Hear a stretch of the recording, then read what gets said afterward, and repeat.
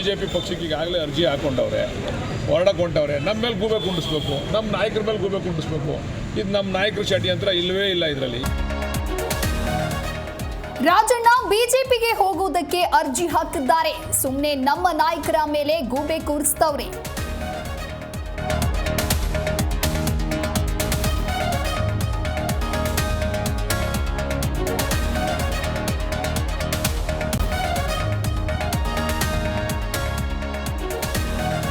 Dharmasthala case ಎನ್ಐಎಗೆ ನೀಡಲ್ಲ. SIT ಉತ್ತಮವಾಗಿ ತನಿಖೆ ಮಾಡ್ತಾ ಇದೆ. ಬೆಂಗಳೂರಿನಲ್ಲಿ ಗೃಹ ಸಚಿವ ಪರಮೇಶ್ವರ್ ಸ್ಪಷ್ಟನೆ.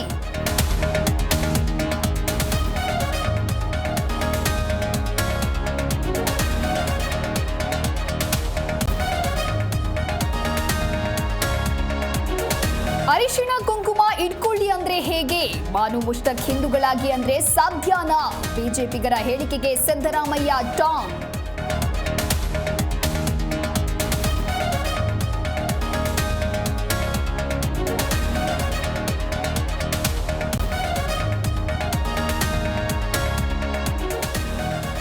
ಕೊಲೆ ಆರೋಪಿ ಪವಿತ್ರ ಗೌಡಗೆ ಕೋರ್ಟ್ ಶಾಕ್. ಪವಿತ್ರ ಜಾಮೀನು ಅರ್ಜಿ ವಜಾ, ಜೈಲೇ ಕಾಯಂ. ಬೆಡ್ಶೀಟ್ ಕೇಳಿದ ದರ್ಶನ್ಗೂ ಢವಢವ.